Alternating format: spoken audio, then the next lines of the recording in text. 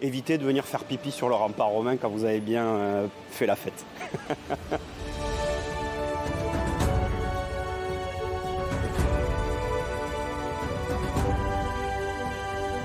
On va voir aujourd'hui, c'est une partie de l'enceinte romaine de la ville, de l'époque romaine donc, et on est ici place Saint-Pierre pour voir quelques vestiges de ce rempart.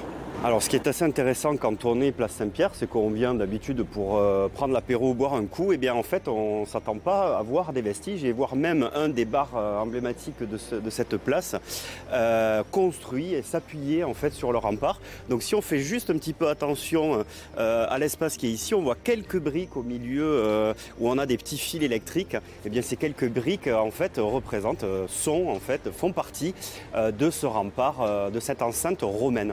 Donc si on fait juste le tour, vous allez voir, on va mieux voir ce morceau de courtine en gros, qui est donc un mur qui est compris entre deux tours de ce rempart qui faisait 3 km de long et qui enserrait 90 hectares à peu près de ville, donc qui partait de la place Saint-Pierre, qui passait par la place du Capitole, qui allait vers les boulevards, descendait par François Verdier et arrivait à Palais de Justice. Il servait à la fois à protéger la ville, mais aussi à délimiter la ville. Ça, c'était très important, avoir la partie vraiment urbaine de la ville. Et puis, un autre petit élément quand on construit ce rempart romain, c'est de dire que ce rempart qui faisait quelques 2,40 mètres de large, 7 à 8 mètres de haut, il était aussi, il démontrait la richesse de cette ville qui était Toulouse au 1er siècle de notre ère.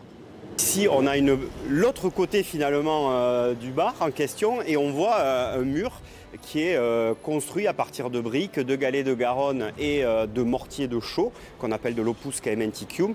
Alors le vrai morceau d'enceinte, il se situe sur les 2,50 mètres, les 3 premiers mètres de haut. Ensuite, il a été retravaillé un peu plus tard qu'à l'époque romaine. Mais dans tous les cas, c'est un endroit qui, on n'en a pas l'impression, mais qui vraiment présente ce vestige romain de la ville de Toulouse. Pour la blague, mais pas trop en fait, évitez de venir faire pipi sur le rempart romain quand vous avez bien fait la fête. On s'aperçoit qu'on rentre dans une partie presque privative puisqu'on voit ici un parking de la résidence privée de la place de Bologne. Et bien en fait ici vous avez un morceau de tour et on la voit très bien, elle est très incurvée, elle s'élève un peu plus haut et on voit très bien qu'il y avait une tour là aussi. Devant vous, le rempart tel qu'il pouvait être vu il y a 2000 ans. Donc on voit les différentes étapes de construction, les différents éléments. Tout en bas, on a tout ce qui est la fondation, puis ce qu'on appelle le soubassement, avec des éléments ici en pierre, en calcaire, et puis l'élévation qui se faisait pour la tour en briques et pour le rempart avec deux murs en briques qui étaient remplis ensuite d'opus caementicum via un système, comme je vous le disais, de caissonnage.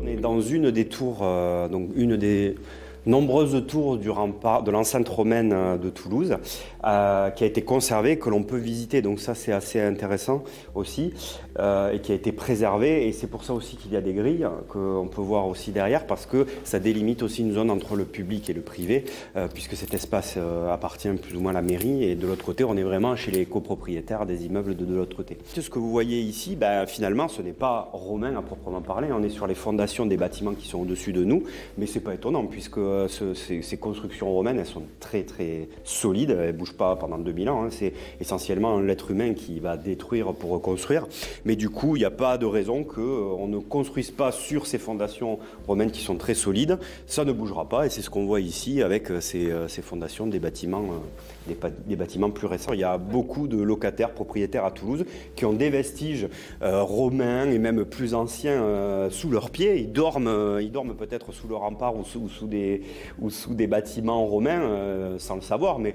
ça, le problème c'est que l'archéologie aussi connaît très peu finalement la Toulouse romaine telle qu'elle était vraiment, quoi. On sait à peu près où sont les routes, les routes principales, le Decumanus, le Cardo, le Grand Temple, certains autres temples, des thermes, mais pour tout le reste, les grandes maisons, etc., les grandes domus, ça reste encore un mystère, et puis tant mieux, parce que comme ça donnera du travail aux archéologues du futur, quoi.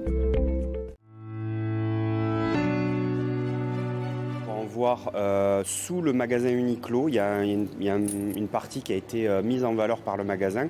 Et puis derrière la préfecture aussi, c'est un espace qui a été mis en valeur par l'État et qui va être réaménagé pour qu'on puisse comprendre un peu cet emplacement-là. Donc vous avez une partie de la tour et de la courtine qui a été réaménagée au Moyen-Âge. Mais en fait, pour découvrir le reste, il faudrait raser la Toulouse contemporaine pour aller fouiller. Donc il n'y a pas grand intérêt. Par contre, ce qui peut se passer, c'est qu'à l'occasion de travaux, de réfection, de destruction d'immeubles contemporains, on pourrait aller faire ces fouilles-là et aller les chercher. Vous pouvez en voir une aussi tour sous le théâtre de Toulouse, ancienne TNT, hein, théâtre de la Cité. Au sous-sol, vous avez une de ces tours qui est conservée.